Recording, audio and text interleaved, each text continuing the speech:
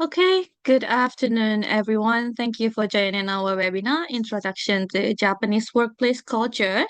And my name is Laili from Rise for Career, and I will be your MC for today. Okay, so today we would like to share some insights into Japanese workplace culture. We hope that this session will help you to better understand what it's like to work in Japan and also support you in your career journey. And during this presentation, we kindly ask that you keep your microphones muted. And if you have any questions, please feel free to type them in the chat box at any time you want it, and we will address your question during the Q&A session at the end of our webinar. And once again, thank you for joining us today, and we hope you enjoy the whole seminar. So before we move on to our main today's agenda. First of all, we will hear a presentation on a Japanese workplace culture by Miss Sakura Takahashi, our speaker. And then I will explain how to find a job in Japan using our platform Rise for Career. And then finally, we will conclude today's seminar with a Q&A session at the end. Okay, so now let's meet our speaker for today. Our speaker is Miss Sakura Takahashi. She is a part of Rise for Career team and is half Japanese and also half Bangladeshi. She has been with Rise for Career for over 2 years now and mainly works on Bangladesh and also Indian recruitment as well as the marketing and also social media. And she will be sharing her insights with us today. So please give a warm welcome to Miss Sakura Takahashi. Sakura-san, the floor is yours.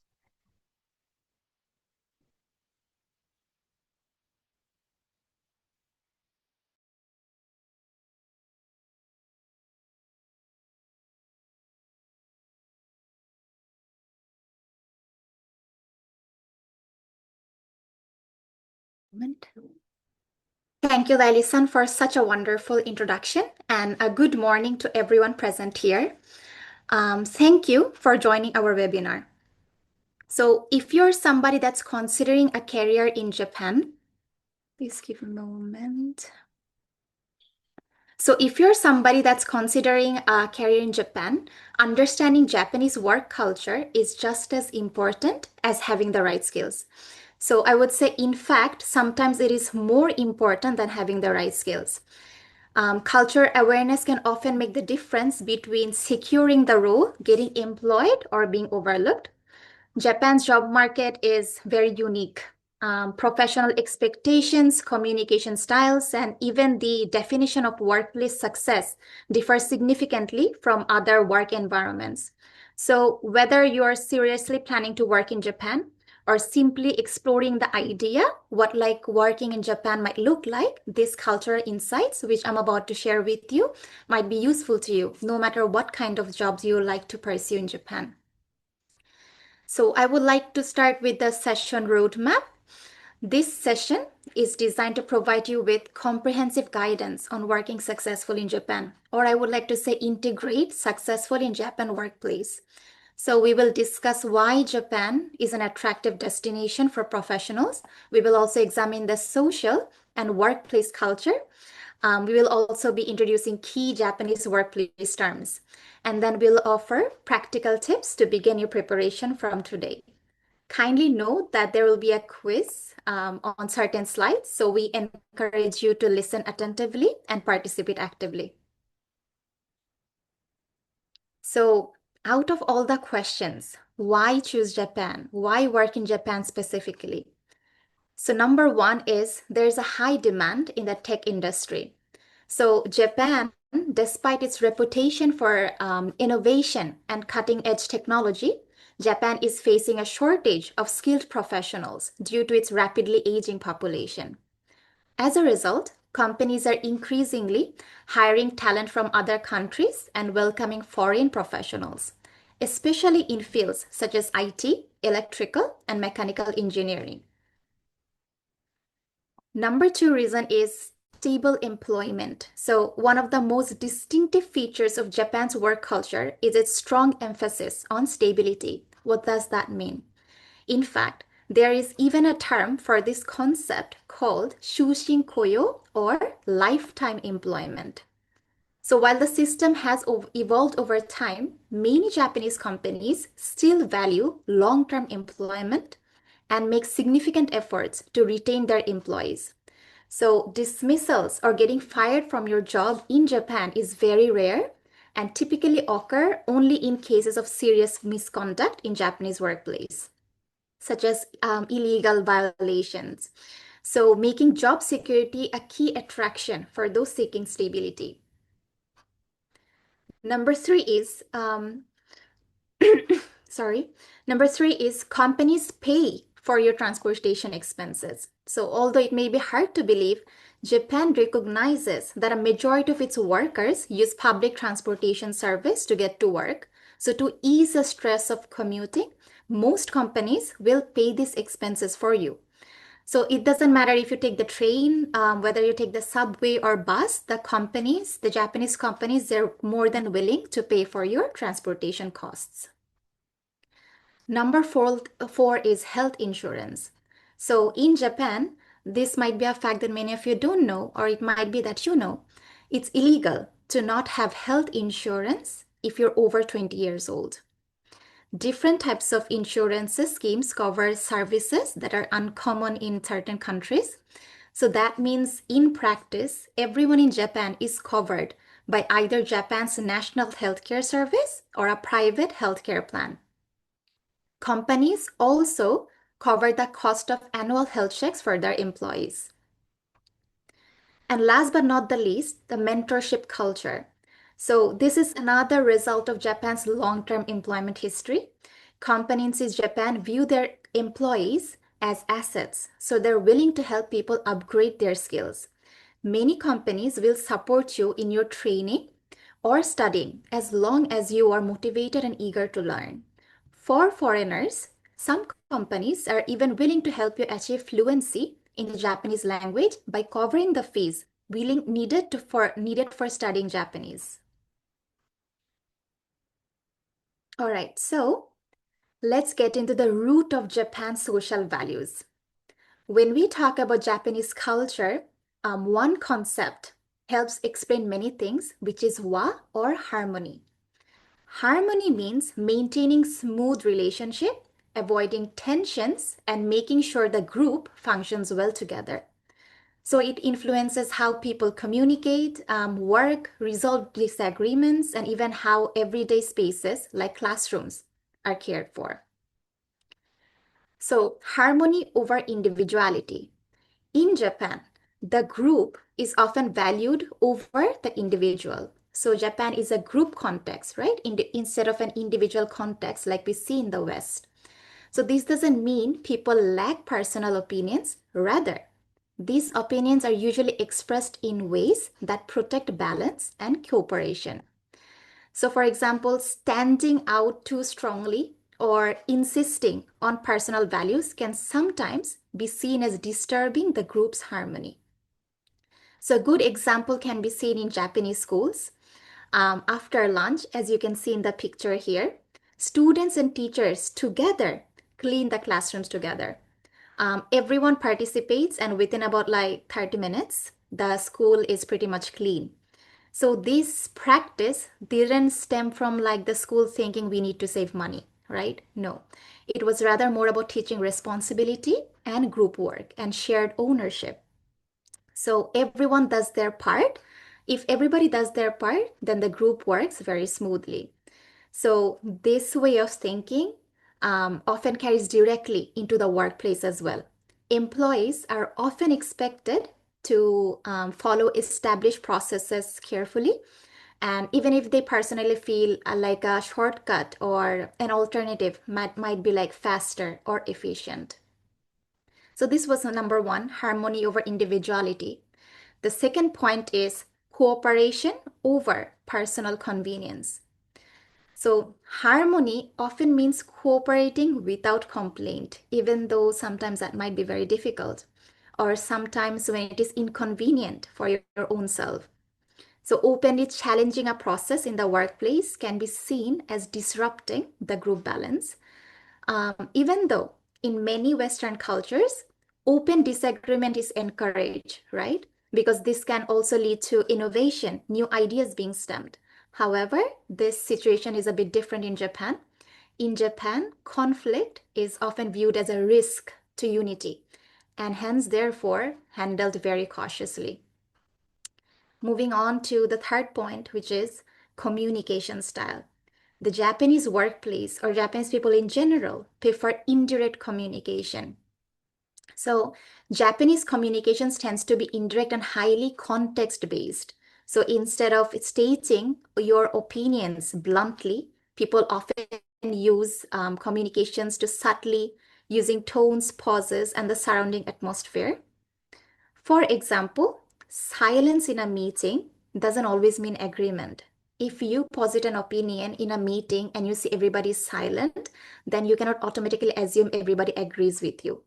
It might mean someone is carefully considering how their words will affect the group. So maybe they will later, afterwards the meeting is over, they'll come up to you and indirectly say maybe they don't agree with you, but openly they wouldn't go into a conflict together.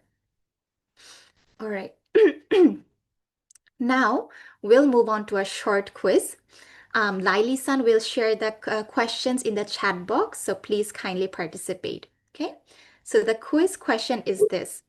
If you noticed a flaw in your manager's process, what would you do? The options are A, speak up immediately, B, discuss privately later, C, follow the process silently.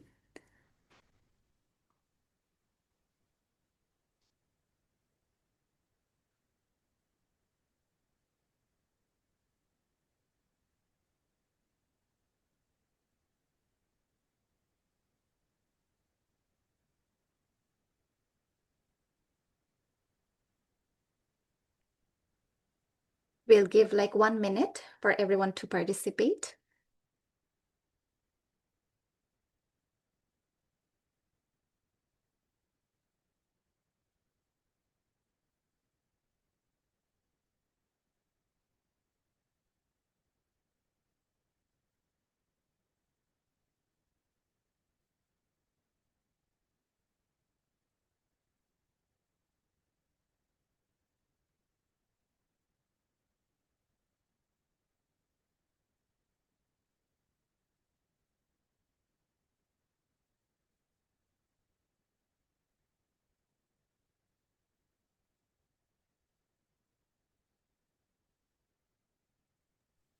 Sakura-san, this is the result. Yes, if you could please share the results.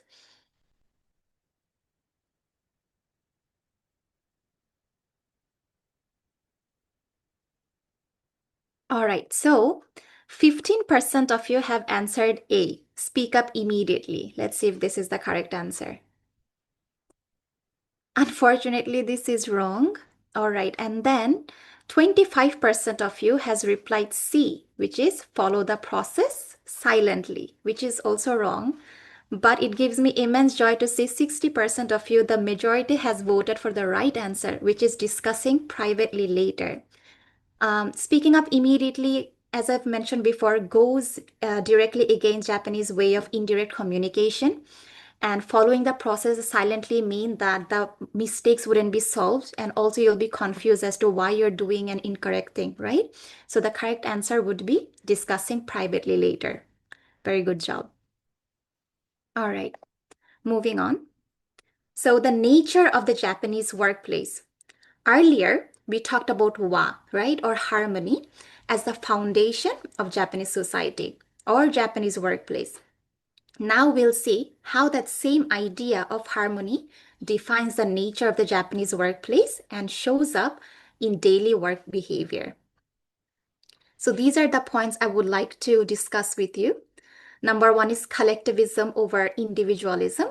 So I will get into a bit more details about this. So let me start with a question. When a team succeeds, who should get the credit, the individual or the group? In Japanese workplace, the emphasis is usually on collectivism over individualism. This means the group's stability or harmony or long-term success are always prioritized above personal recognition. So this is where kyochose, this word means kyochose or cooperativeness becomes very important. So companies, when they're hiring employees, are not only asking, what skills do you have? They're also asking, can you work as a part of a group? Can you adjust yourself to the team? So rather than standing out too strongly, employees are expected to support group goals, share responsibility, and maintain smooth relationships within a workplace. So success is often measured by how well the team, overall how the team functions, not by how loudly one person shines.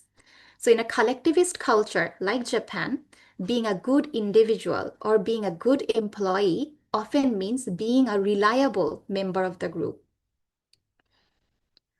Number 2 is having close relationships with colleagues. In Japan, work and personal life are generally kept separate, but workplace relationships are still carefully nurtured and consistently maintained.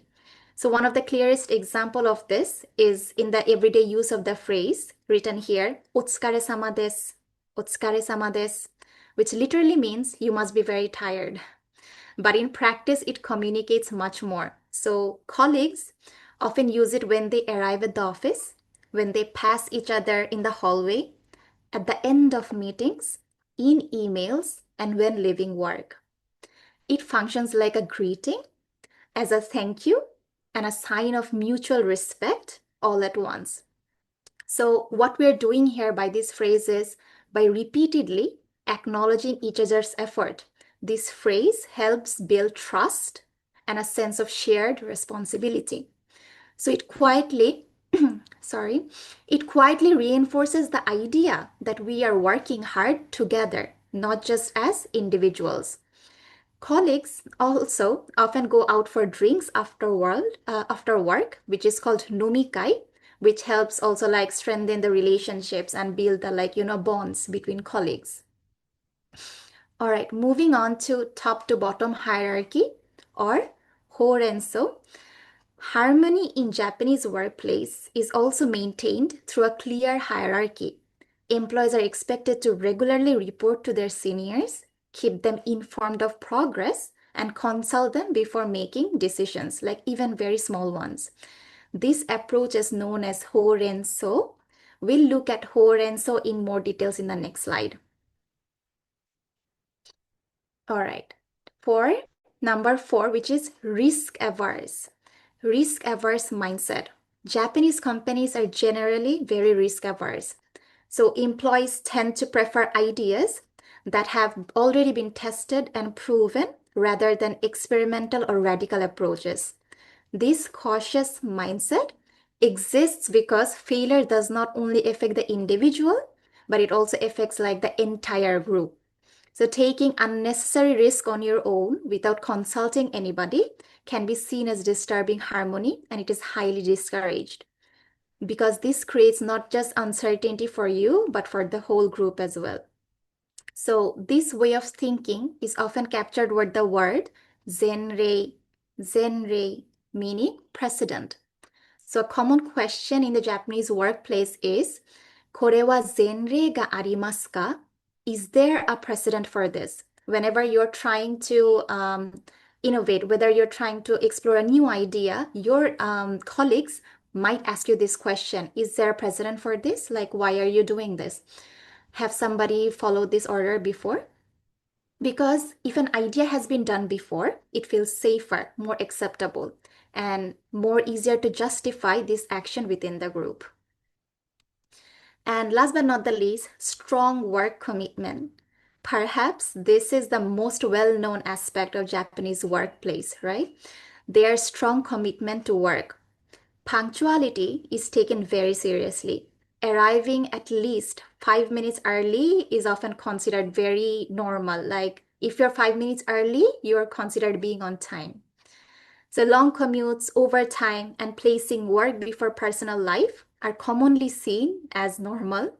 In many cases, the workplace is viewed as a second family, where like your responsibility extends beyond individual tasks. So this mindset is reflected in the phrase "shigoto wa kazoku no tame." Work is for the family, and also this word "jikan genshu," which means strict punctuality. So when you're thinking of the strong commitment to work, Japanese people's strong commitment to work, think of this phrase, work is for the family. Japanese people view their work as their second home, and also they're very punctual about their time, being on time. Like whether you're submitting reports or whether you're arriving to the company, they would expect you to be on time. Okay, so as mentioned earlier, if you want to work in Japan, you might hear the word horenso being used around your new office often. However, this isn't the Japanese word for spinach, which is horenso, which is very similar to this. So the Japanese word, business word horenso, is actually an acronym, which comes from hokoku, renraku, and sodan. So these three values are the backbone to keeping a healthy flow of information going within the company structure. What do I mean with this? So Ho stands for Hokoku, right? Which means reporting or informing. That means that if your boss or superior or like your supervisor assigns you a task, you're expected to keep them regularly informed about your progress. So while Japanese companies are known to call for more meetings than foreign companies, you might also want to keep updates flowing via like email or face-to-face conversation. So this way, your coworkers and your boss are like up to the speed on the situation or job and can like perform their own task in tandem with yours. Then comes renraku, right? Which means contact or coordinate. If you experience a problem or a change in your work, it's essential to notify your superior and your coworkers immediately. So this is the concept of renraku, and it might seem tedious to someone used to the more Western individualist culture, right? Because you might think if I face a problem and I can solve it on my own, why bother my supervisor that I have faced this problem? Even if the issue seems minor, you might have a temptation to solve it by yourself. But such behavior might not go well over the rest of your colleagues. So even if it's as like simple as writing a quick email or memo to alert your colleagues to a problem or change, contact is essential in the Japanese workplace. Equally important is following up with those you contacted. So be sure your email or memo reaches everyone. So for example, you faced a certain change in your work and then you notified one of your colleagues like this is the problem I faced. And after solving it, you're also expected to let them know that the problem has been solved. Finally, so stands for sodan, which means consultation. So it's essential to consult with your team and supervisor before taking any action on your own. So this might be the part of Horenso that frustrates foreign workers the most, because consulting with everyone requires like a lot of time and effort, right? And it might be also like this will infringe the action that you want to take. Like if you're tasked with a limited amount of time to finish a task, and then if you have to think like, oh, now I need to consult with everyone, you might think this might even become impossible because of the delay. However, ignoring this could result in friction between you and your teammates. So if your workplace follows the Horenso culture, and most definitely most workplace in Japan does this, and you don't, your actions, especially when rushed or unshared, can unintentionally create confusion or friction between your colleagues. So remember to take a breath and consult before you make any changes on your own if you're working in a Japanese workplace. All right, now this is another quiz. We will see how well you have understood the Japanese workplace so far. So there is no single right answer everywhere in the world, but there is an answer that fits Japan best, right? So the question is this: you're an engineer in a Japanese company. You discover a shortcut that can finish the task faster, but it skips 2 steps in the official process. what would you do? Number A is you use the shortcut to improve productivity. B is you follow the process exactly as written. Number C is ask your manager if the shortcut is acceptable. We'll once again give 1 minute.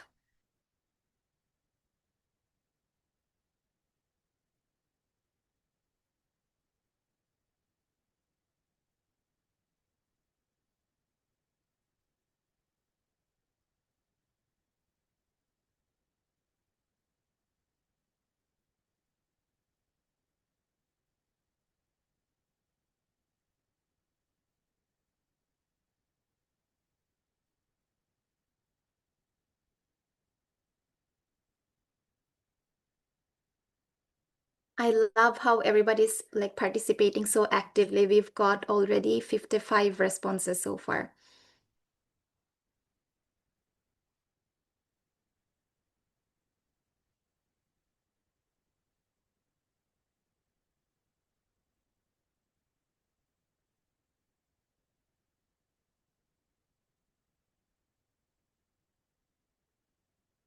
All right, so 3% of you have answered A, using the shortcut to improve productivity, which is unfortunately wrong. 18% of you have said B, which is wrong as well. So the correct answer, which 78% of you has replied, is the correct answer. I think this needs no explanation. A very good job, well done. Let's move on to the next quiz.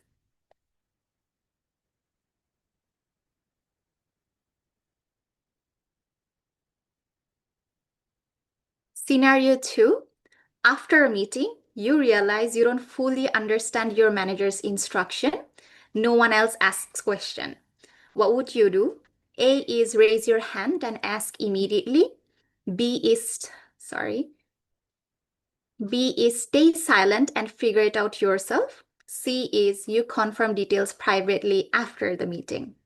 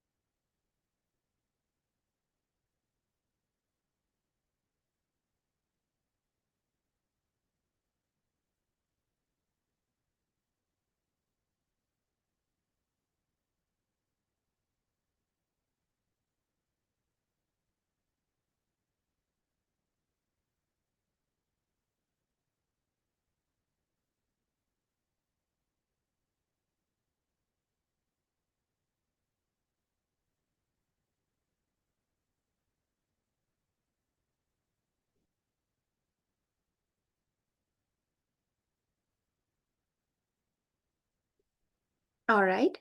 So let's see. 29% of you have answered A. Is this right? This is wrong. Raising your hand and asking immediately.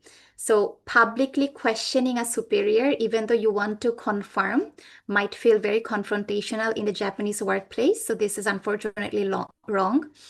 And 1% has replied B, which is staying silent and figuring it out yourself, which is also wrong, because if you know this is to be wrong, you should confirm with your superior or your manager.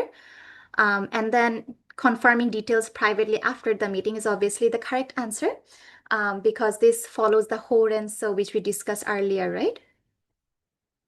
So in situations like this, it is best to clarify details one-on-one privately, if possible.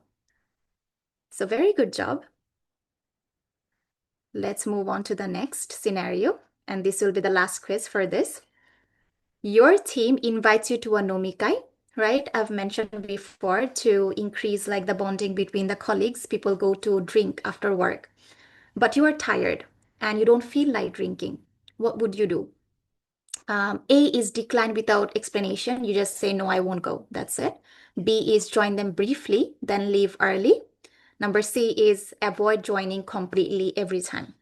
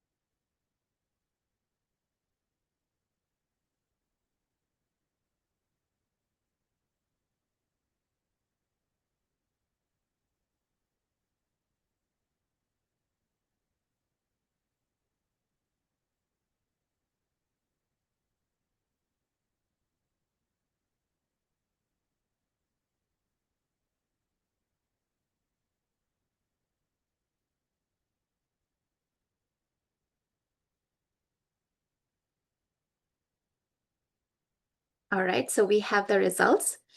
So 3% of you have chosen A, declined without explanation, which is unfortunately wrong. So of course, Nomika is optional. You don't have to if you don't want to. And if like you have religious reservation, of course you can explain. But saying I won't and just leaving it that is considered rude in Japanese culture. If you have certain reservation like health or religious issues, it's recommended to explain why you can't go instead of just declining, right? And then 2% of you has replied, avoid joining completely every time. So this is optional once again, but still joining your colleagues signals like group effort or like group belonging. Since Japanese culture values a lot, so it's best if you could join them briefly, then leave early. Like you can make excuse like I have work at home, but like just joining them briefly 1 or 2 times will signal like that you're making effort to make space in the group. Right. So thank you once again for participating. All right. So moving on to nature of Japanese people. So one of the most prominent trait of Japanese people is that they tend to communicate indirectly, right? Japanese communication is rarely direct. Instead of saying no outright, people often soften their message or imply hesitation. So this approach, once again, the reasoning is because this helps protect group harmony and prevents embarrassing others. So here's an example of a common indirect phrase used in workplace. What is this?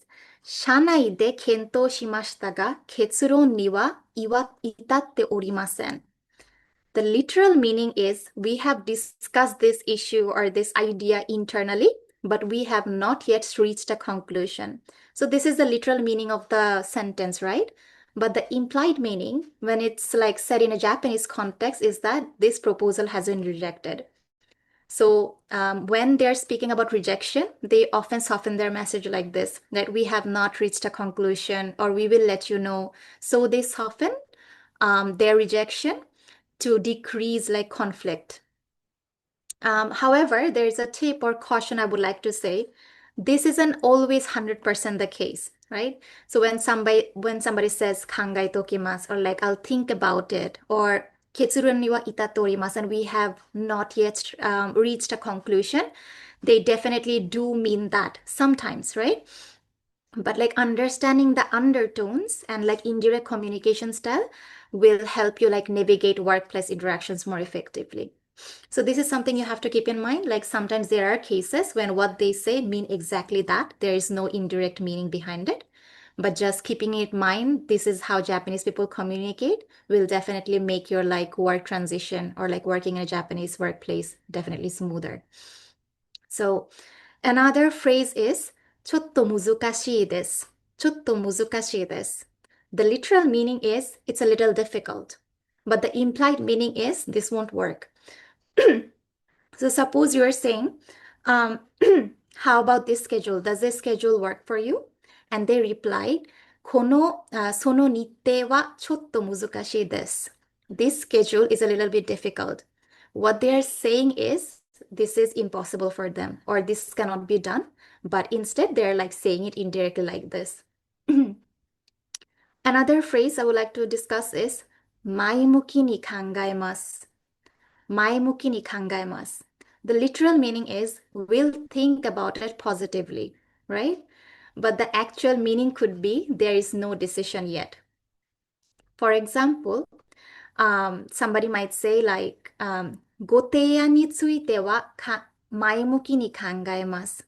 ご提案 means your proposal. So somebody might say like you propose something and they might say that they will think positively about the proposal. But the implied meaning could be that there has no like, permanent or like complete decision made about the proposal yet. And they're like simply indirectly rejecting your proposal.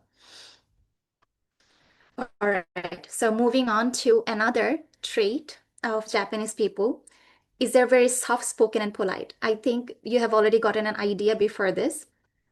But what I mean by soft-spoken and polite is in the workplace, chances are very high that you'll notice your Japanese colleagues speaking very politely and very formally, like even for the basics of task. And they're also very calm, even in like, very stressful or like conflict situation. So because of this, raising your voice or sounding impatient like can easily come across as aggressive to them because they're so being used to like being polite and calm and soft spoken. So even if you slightly raise your voice, it might to them look like you're being aggressive towards them. So to avoid that, it's important to soften what like any kind of request you make to them.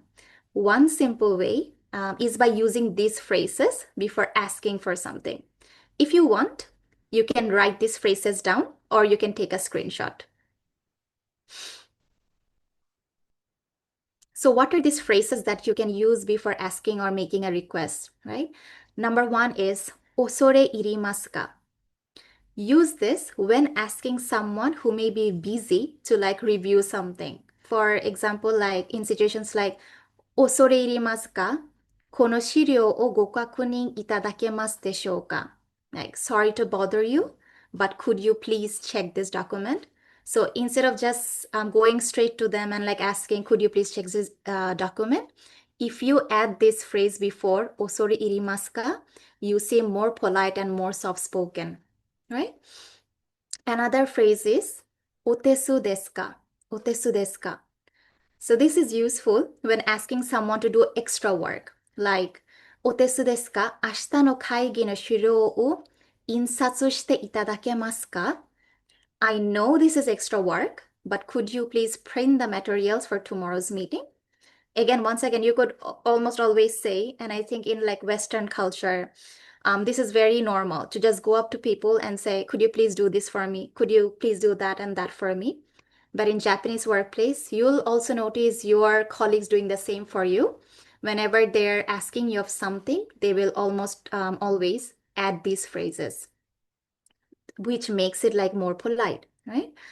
And then finally, the phrase よろしければ, よろしければ. So use this when politely suggesting an idea or a meeting. For example, よろしければ来週の水曜日に打ち合わせさせていただけますか If it's okay with you, could we have a meeting next Wednesday?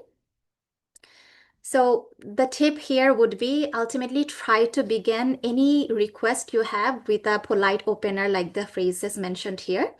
It softens your message, right? And it shows respect. Most of all, it shows respect. And this will ultimately help you maintain good workplace relationships long term.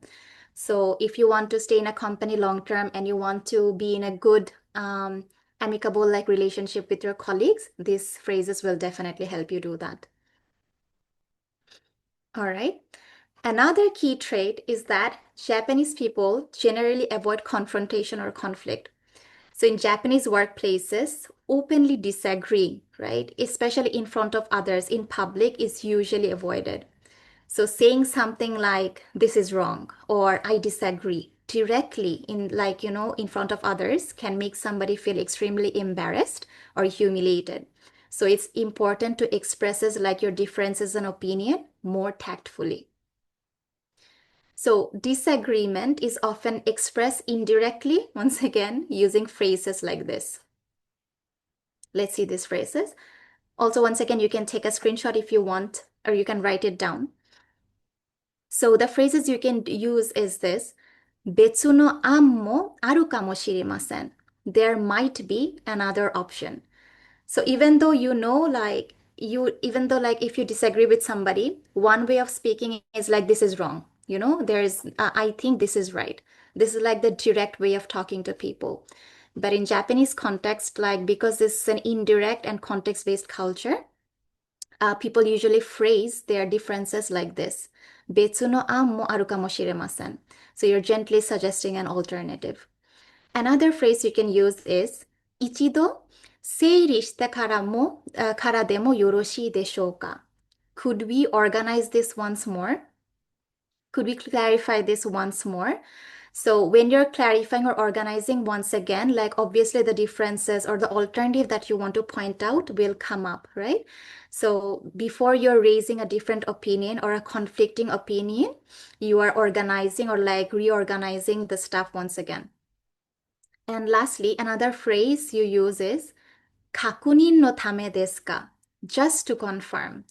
So if you want to check a fact without like mentioning to somebody that you've forgotten to do this or like there's an error in this, you tell them like, I just want to confirm, is this what you meant or is this correct, right?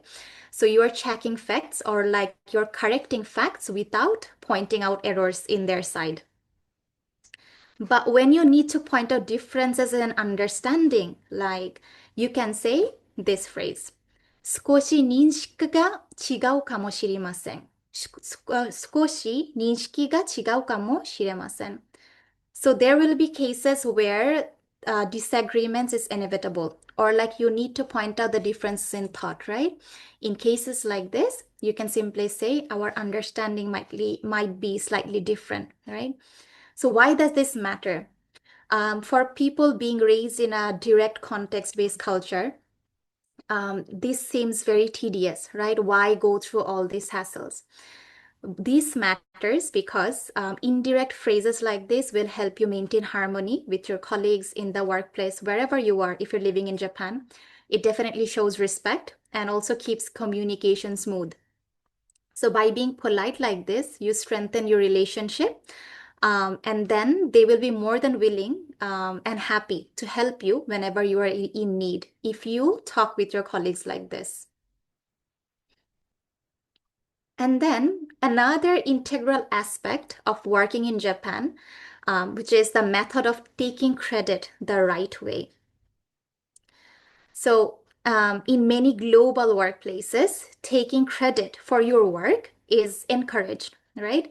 You might be used to saying like, I did this or I led this project. And in many countries, statements like this are perfectly normal.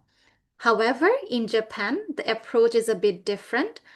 Highlighting your own achievements too directly can unintentionally like separate you from the group. So when you receive a compliment, don't say this like, yes, I worked very hard on this, or it was possible because I did this. I led this project, and this is what it made me successful. So in Western culture, phrases like this makes you stand out and makes you get noticed by your boss, right? They say like, this guy is a very competent guy. But in Japanese culture, this is like highly discouraged because it like ultimately makes you stand out too much and like, the group falls apart, the harmony falls apart. So what should you say when you when you receive a compliment? The preferred responses are this. Number one is politely deny the compliment. Wait a moment, I'm explaining what that means. So use phrases like とんでもないです, like not at all, or そんなことありません. That's not the case. So if somebody compliments you like, wow, like you did a great job, deny the compliment or downplay the compliment lightly because you're not rejecting the compliment, you're just showing humility, right? And modesty, which is like highly respected in a Japanese workplace. So in a Japanese workplace, if somebody says you did a great job and you reply, yes, I know, it was because of me that it was possible. People will look at you and think, oh, what an arrogant guy.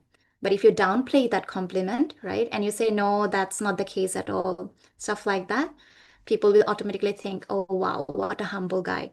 And they will automatically deem you as more respectable.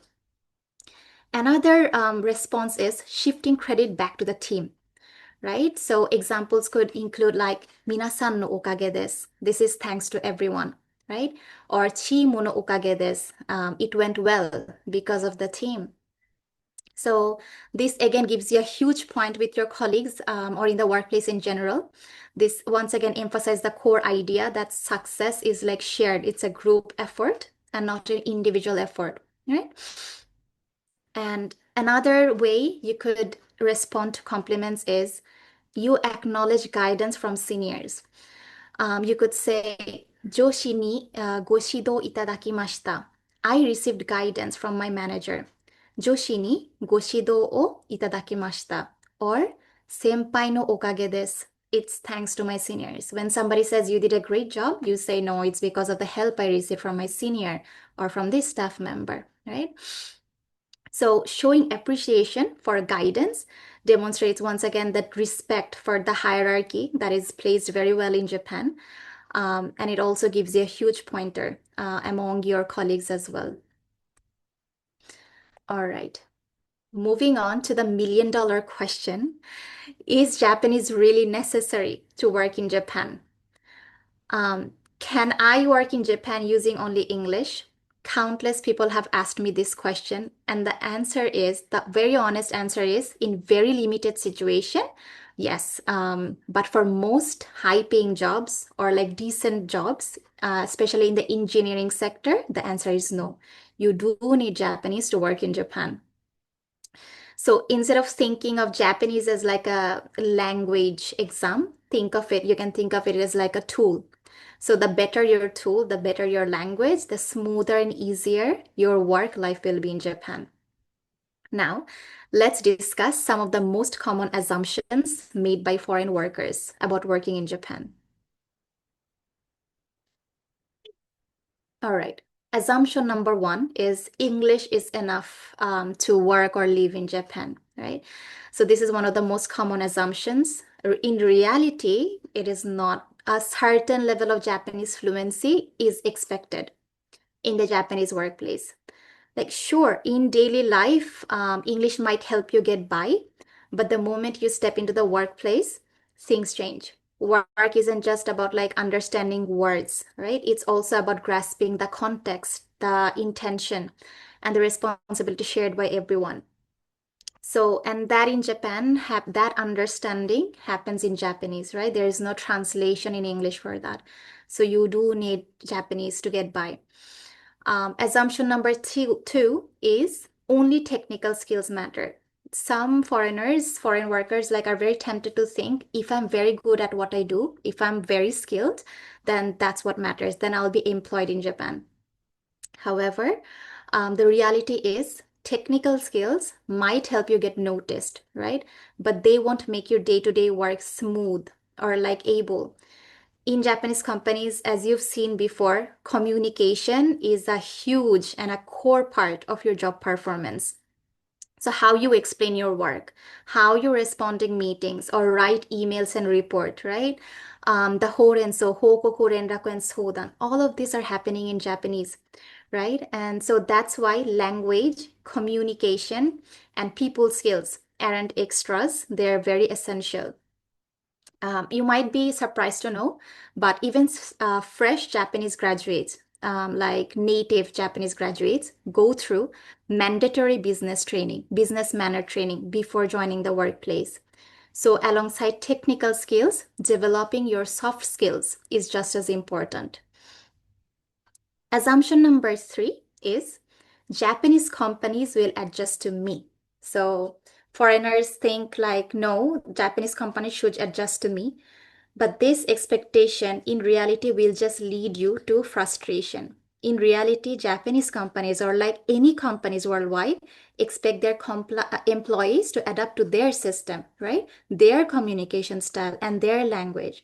So your performance overall isn't judged only by what you do, but also by how clearly you communicate what you do. Suppose I finished a project perfectly, but if I cannot tell that to my superior what I did, if I have communication problem, if I have reporting problem, then you wouldn't be like evaluated well, even though you did like a perfect job. So when communication is unclear, even excellent work can be misunderstood, right? Or overlooked. So now let's talk about how much Japanese is actually needed and how to focus on the right level for your work. So when people hear that Japanese is necessary to work in Japan, the first reaction is often fear. They worry like, do I need to be fluent like a native speaker? The answer is obviously no. The Japanese companies very well know they're hiring a foreign worker, so they wouldn't expect you to speak like a fluent native Japanese. You don't need perfect Japanese. And it's okay to make mistakes, but what you do need is functional Japanese for the workplace. So at the N5 or N4 level, you can handle like daily life or like shopping, transportation, basic conversations. But for engineering jobs, this is usually not enough. So a proficiency of N5 or N4 is not enough. It's mostly like suitable for technical intern training or specified skill worker positions. At around N3, you can start understanding like instructions, follow simple meetings, and handle basic workplace communication. This is unfortunately or fortunately, I would say, often the minimum level to enter a Japanese work environment, N3. And then we have N2 and N1. When you reach N2, your opportunities expand significantly. And I mean, like, really significantly in Japan. Companies trust you more, communication between your colleagues or your supervisors flow smoothly, and your work is evaluated more positively. And if you can reach to N1, that's amazing. You can participate like fully in complex meetings, read technical documents without assistance, like the kanjis and all of that. So you can just think of Japanese like a ladder. N3 gets you in the workplace door, right? N2 lets you work efficiently and gain trust. And N1 lets you take on like high responsibility tasks or like even like lead projects. If you have like N2 N1 level, you would also be likely be tasked with leading projects in the workplace. All right, now let's look at some common Japanese workplace terms. Would anyone like to volunteer to say these words out loud? If yes, please raise your hand. And I would say like this is a great Kibble opportunity to practice your pronunciation, your Japanese pronunciation. So if you would like to, please raise your hand. We'll be going through some vocabularies, Japanese vocabularies. And also, Laili-san, can I ask you to kindly help us with pronouncing these words?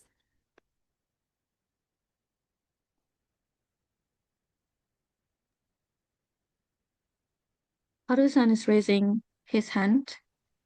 Right. Then Karu-san, if you could kindly unmute your mic and practice with Laili-san. 会議、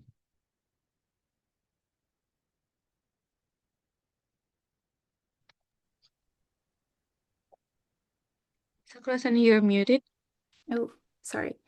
All right, how about we go like this? Laili-san says it first, the Japanese and the English as well, and then afterwards somebody says it or repeats it as well after her. Okay.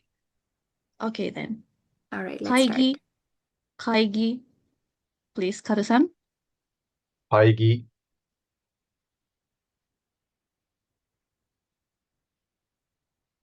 面接面接面接、 書類書類書類、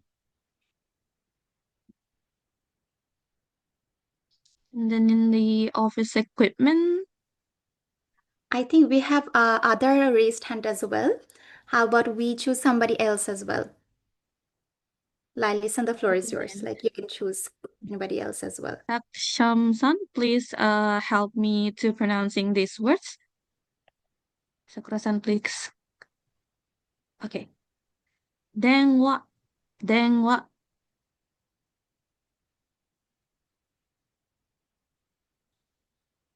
Saksham-san, would you mind to repeat after me? 電話電話、ありがとうございます。Next. プリンタープリンタープリンタ、プリンタ、ありがとうございます。ファックスファックスファックス、ファックス、ありがとうございます。パソコンパソコンパソコン、 Okay, thank you so Lovely much, pronunciation. Saksham-san.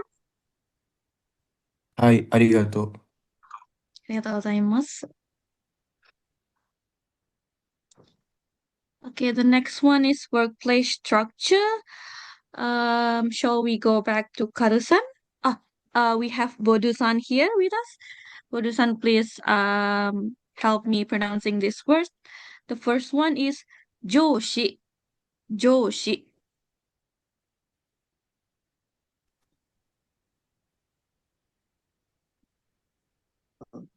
Bodu-san, 上 would you 司、mind to helping me? ありがとうございます。部下、部下。部下、部下、ありがとうございます。同僚、同僚。同僚、同僚、ありがとうございます。お客様、お客様。お客様、お客様。ありがとうございます。Everybody has は a い、wonderful pronunciation. That's amazing. Okay, All so the right. last one is in daily work life. I think Anissa-san is raising her hand. Would you mind to helping me, Anissa-san? Yes, sure. Okay. 食堂、食堂。食堂、食堂。ありがとうございます。昼休み、昼休み。昼休み、昼休み。ありがとうございます。休憩時間、休憩時間。休憩時間、休憩時間。ありがとうございます。Thank you so much, Laili-san, and for the participants as well. Everybody has lovely pronunciation, like I am surprised. Very good job. Thank you for actively participating. We'll now be moving on to the next slide. All right, so making a great impression as a foreigner. To make a great impression as a foreigner in a Japanese workplace, here are some tips to keep in mind. Following even a few of these key practices will help you stand out significantly among others. Stand out, I mean, as a foreigner, they usually don't have much expectations. But if you can follow those, they'll be like, wow, what an amazing person, what an amazing employee or a colleague. They're doing all of this, right? So, what are these? Let's see. Number one is be punctual. So as I've mentioned before, being early, like 5 or 10 minutes early, is being seen as being on time in Japan, right? So punctuality is taken very seriously. So if you fail to do that, if you're late to meetings or like coming to work late, this leaves a very negative lasting impressions. So try to be punctual whenever you can. All right. The second is being soft-spoken and indirect, especially with criticism. So when giving feedback, avoid blunt phrases like "this is wrong," right? Instead, use gentle alternatives like we've studied before, right? Could we review this together, or it might there be another alternative? Instead of openly like confronting someone saying this is wrong. Number three is following the hierarchy and like reporting. So always inform your manager or like supervisor or like whoever you're liable to and update them, right? About projects or like issues you're facing or if there's like any delays you're expecting in your work. And for this, understanding the chain of approval, whether it's like for purchasing, reporting, or decision making, it's very significant. So try, whenever you get into Japanese workplace, try to understand the chain of command because then you will know who to approach and who to report. Number four is documents and preparing and organizing documents carefully.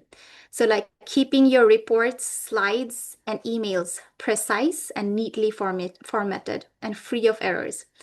For example, when you're supposed to submit a work report, double check if they're free of errors, if you have any misspellings or like that are the numbers correct or not.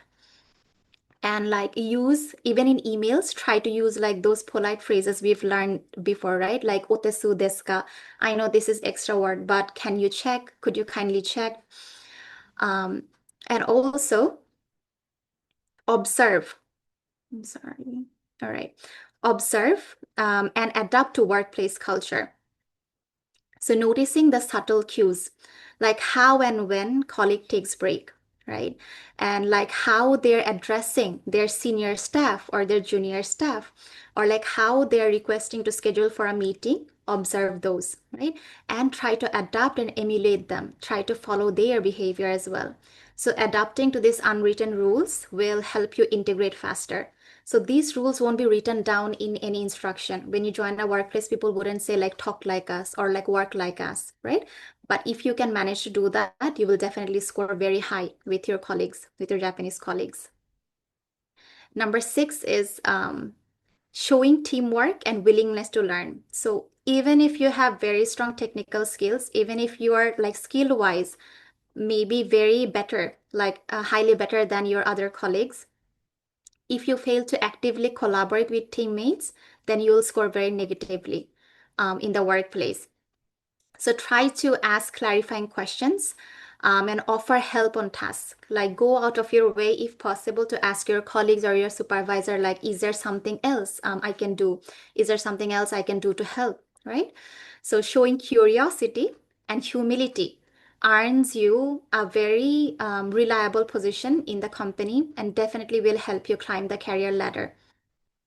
And also, small gestures and office manners are highly anticipated or like very seen as a positive light in the office workplace. Simple acts, for example, like wiping the printer after use, right? Or like greeting your colleagues, like otsukare-sama desu, or saying ohayo gozaimasu, good morning to them, right? Or keeping light shared spaces where every employee have coffee together, right? Keeping those tidy after like you're done using it leaves a very strong impression of like being respectful and thoughtfulness on your part among your other colleagues. So consistently, if you could apply just a few of this specific practical behaviors, this will make you stand out very positively in your workplace. All right, so how should you start preparing from today? Here are some like practical tips. Number 1 is practice regularly. And what I mean is Japanese regularly. Engage in daily conversation, even if brief, like you can just greet your friends in Japanese, right? You can ask simple questions to your family, or like you can describe your daily task, or like, you can keep journals in simple Japanese, because these daily practices will build tremendous confidence and fluency over time. Number 2 is learn contextual vocabulary. So focusing on words you'll actually use. So instead of memorizing, some foreigners have a tendency of memorizing very unrelated random words together. Like they will make a goal of memorizing 50 Japanese words, but they have no link or connection to each other. What happens then is like you'll forget very quickly the vocabulary because they have no relation or connection between those words. So instead of memorizing words, prioritize vocabulary like that's relevant to your field or your work. So if you are sure that you're going to work in an office job in Japan, you can learn like vocabulary like kaigi or meeting, right? Or shorui, which means documents. Denpyo, like invoice, because these are words that you must use in like, office workplaces. If, however, you think that you're going to apply for an IT jobs in Japan, then you can learn words like saba. Saba means server, which is Japanese, but in Japanese it's pronounced as saba. All right, puroguramu, which means program in Japanese. So learning this proper pronunciation for these words that's relevant to your field. Number 3 is observe and mimic. Okay, learn from native speakers wherever possible. If in your vicinity you have like Japanese people or like, you have Japanese friends, make use of that. Notice how native speakers communicate, their tone, their phrasing, their gestures, and body language. It's not just words, it's also like how they're presenting, right? How they're talking, their tone, does it go up or does it go down? Notice that. Try to emulate natural speech patterns and subtle social cues. So there's a tip. You can use Japanese anime or like movies or books. Like this is an age of internet, right? All of this are like available online. So when you're like seeing the anime or when you're reading a Japanese book or like when you're watching a Japanese movie, try to also learn from those and also notice how they're speaking, their body language and stuff like that, the non-verbals as well. Another tip is using language apps and platforms to supplement your Japanese learning. So these interactive tools can reinforce your study and like give real world example. For example, you can use this. Anki, Duolingo. Duolingo is very famous, but I don't know if you've heard of Anki. These are both apps. Anki especially helps you with like spaced repetition for learning Japanese vocabulary. So you can look up those. There's another app called HelloTalk. So on there, you could make an account and you can practice speaking Japanese with native speakers. So if that's something you would like to do, you can download this app as well. Another well-known news channel is NHK Easy News. So this offers like simple news articles for reading practices and also like there's also listening practices as well. There's another YouTube channel called Japanese Pod 101. So they have multiple resources for learning Japanese. But I personally like the audio lessons they offer. So you can take a look at those as well. And finally, the last tip is like be patient and open-minded, right? Because language learning or like moving into a culture that's completely different takes a lot of time. Language learning is gradual. Any language learning is gradual. And understanding a different culture can make you feel like very challenging at first. However, with practice and with consistency and by following these steps or tips, I believe that you can gradually build both language skills and workplace confidence for working in Japan. All right, now I will be handing it over to Miss Laili Raf once again. So she is the main representative and recruiter of Rise for Indonesian marketing team. So she will be giving a wonderful introduction and presentation on Rise for Career. Please stay until the end as we will answer any questions you may have at the end of the session, and we will also be taking a group photo. Thank you so much for staying. Laili-san, the floor is yours. Thank you so much, Sakura-san. Would you mind to? Okay.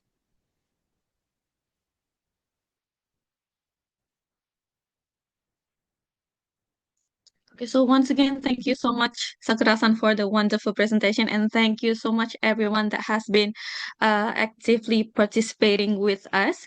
There are already like some question in the chat box. Maybe Sakura-san, if you have time, you can also look up for that question and maybe answer them so that the Q&A session later will not be longer than it should be.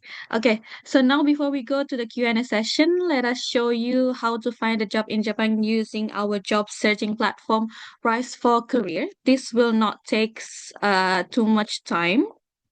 Please give me a brief, like 10 or 15 minutes. So Rise4 is a free job searching and hiring platform intended for engineers.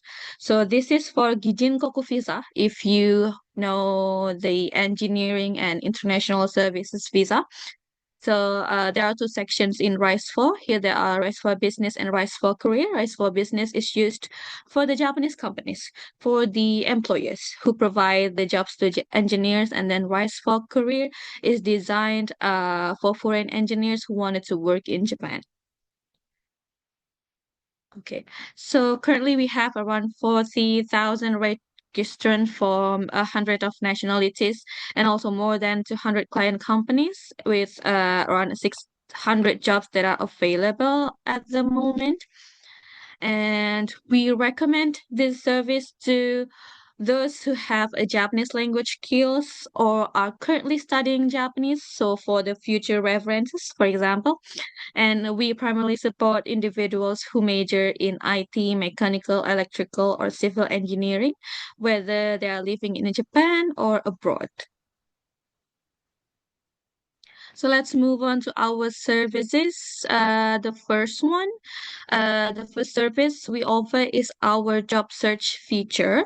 So you can search and apply for jobs directly here, or even be scouted by the companies who view your profile.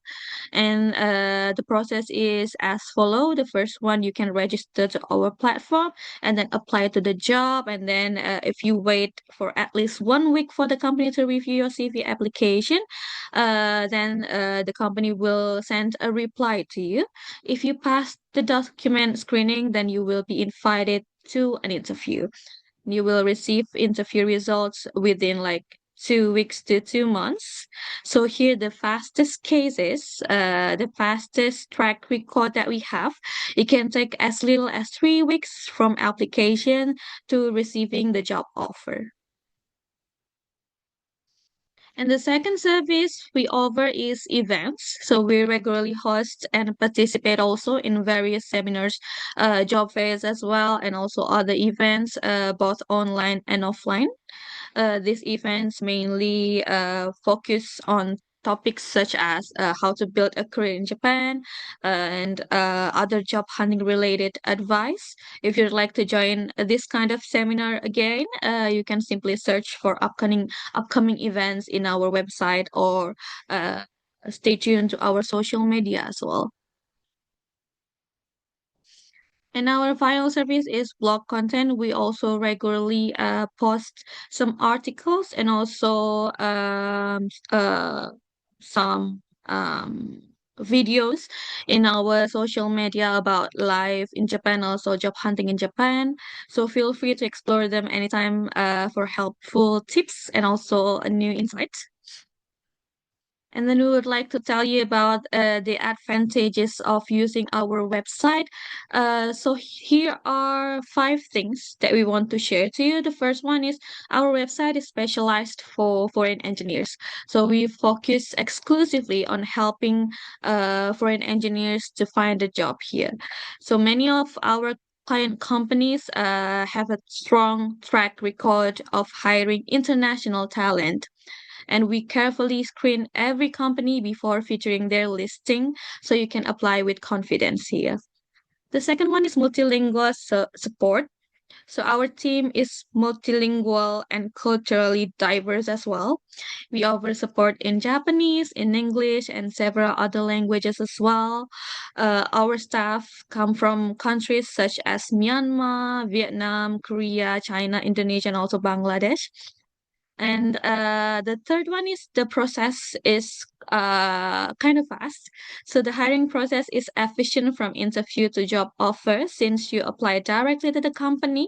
So the communication is quick and streamlined as well. And the fourth one is a free aptitude test, CQI. You will have the chance to take a free CQI aptitude test to better understand about your strength and also your skill.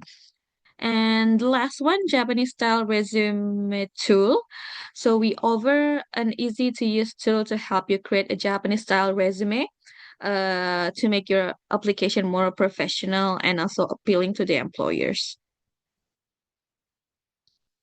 So to find a job in Rise for Career, the jobs will be divided into 3 fields: IT, mechatronics, mechanical, electrical, and also construction. However, there are also jobs that not related to these three that will be displayed in the field of others. And this will be the display when you go to our site. This is a Japanese display. However, if you see on the top right over here, you will see this language button. You can change it to English. Okay, so to sum up, here is the selection flow for those who wanted to use our website to find a job in Japan. The first one, first of all, you will need to log in first. If you do not have an account yet, you will need to register first. Then you will need to fill in some information to build your profile. Please hold on a second. I would like to send some links in the chat box.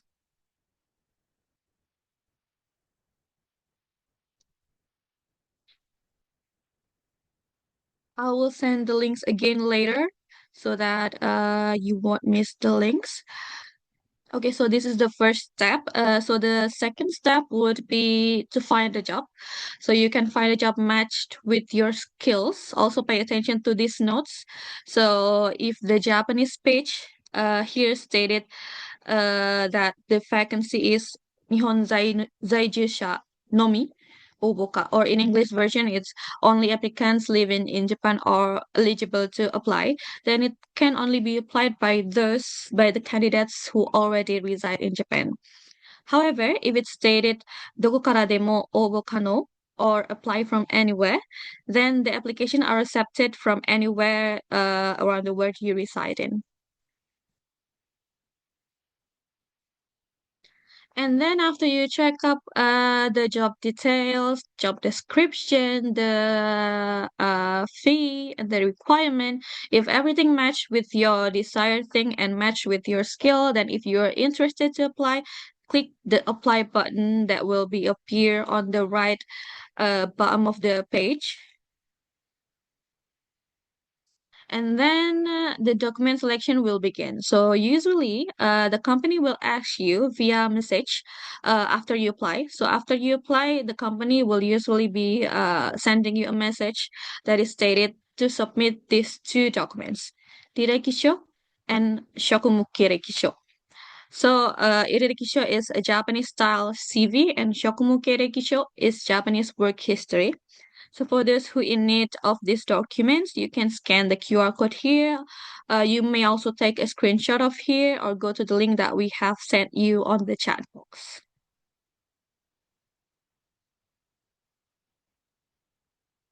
And after that, there will be an interview only if you passed the document screenings.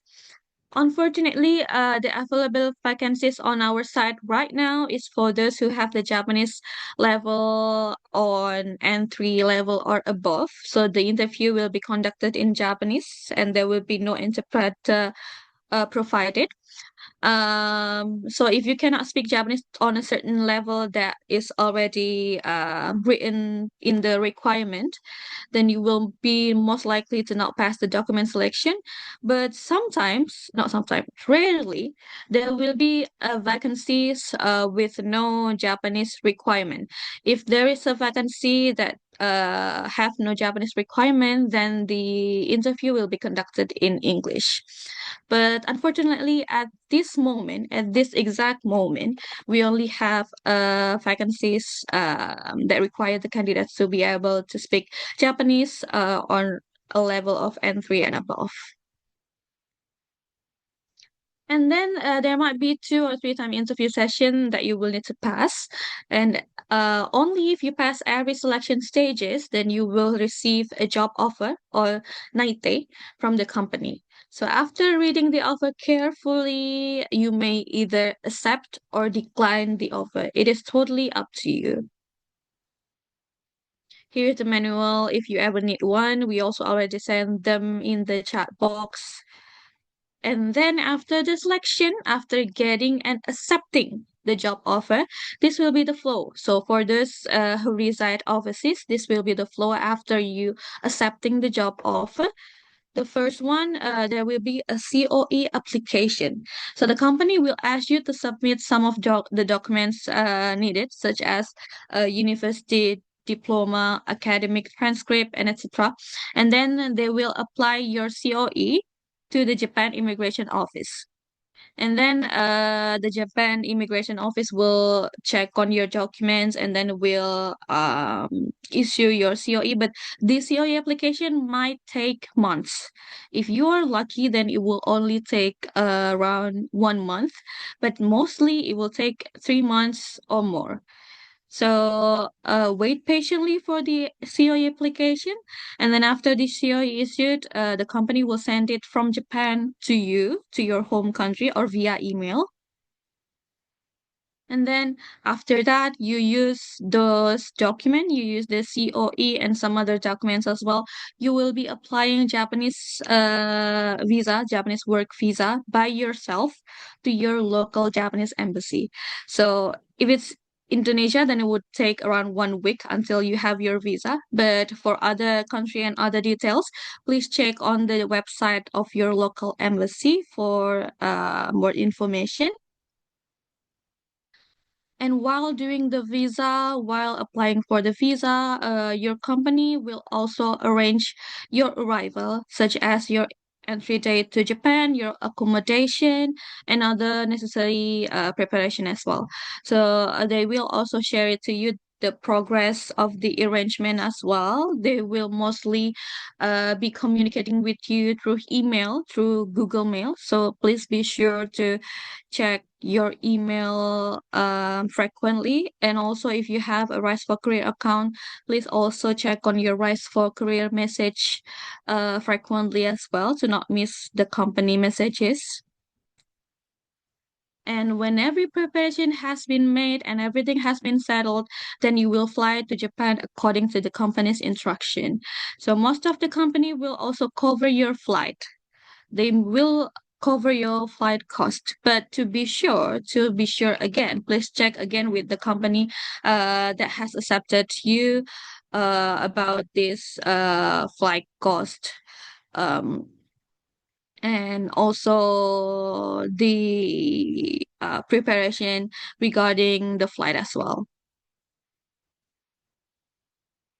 And then after you arrive in Japan, you will be most likely to work right the next day, or maybe like the next 2 days after your arrival.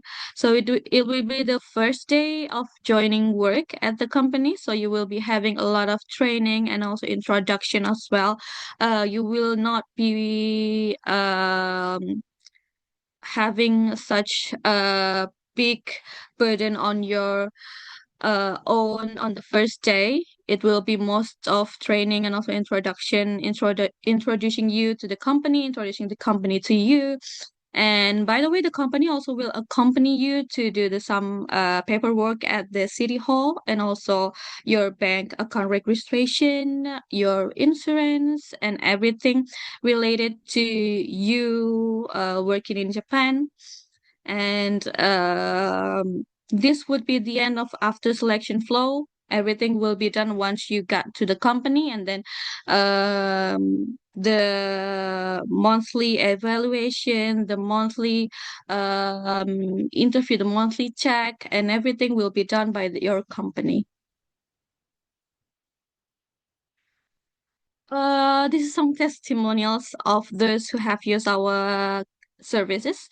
Users have shared that Rise for Careers is a user-friendly platform for job hunting, and also they say that they were able to find jobs quickly. They also mentioned that we offers a wide range of job listings, and also we have some helpful seminars as well. And this will be the QR code to our social media. We post job vacancy on our socials as well. So please stay tuned. And finally, we would like to open the floor for our Q&A session. If you have any question about anything we covered today, feel free to drop them in the chat box. Or you can also raise your hand if you want to ask directly. You can ask in Japanese or in English or also in Bangla or in Bahasa Indonesia as well. We will open the Q&A session for about 10 minutes. Thank you so much for the suggestion. For everyone who wanted to give some suggestion to us, please put on our chat box and also maybe on our social media as well. And before we close this webinar, we would like everyone to open their camera so we could take a picture together. Thank you so much, everyone. Please open the camera. Thank you so much, Nasim-san. Thank you so much, Arif-san. Thank you so much, Andito-san. So much, Moses-san.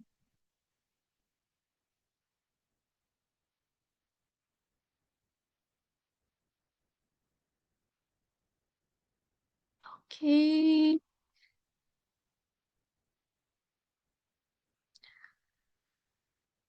Okay, then we would like to take a picture from the first slide.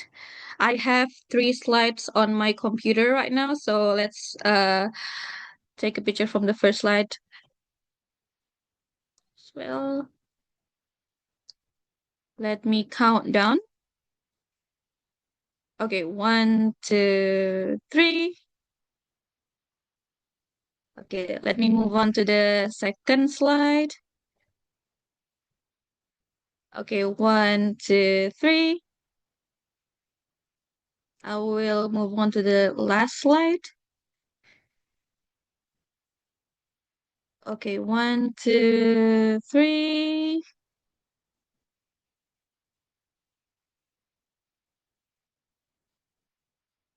Okay, this will conclude today's seminar. Thank you so much, everyone, for joining this webinar until the end. Thank you so much for every participation that you have in this seminar as well.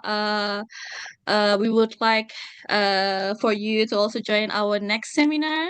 Please stay tuned to our social media and have a great holiday. Have a great weekend, 皆さん。ありがとうございます。Thank you so ありが much, とう everyone. ございありがます。とうございました。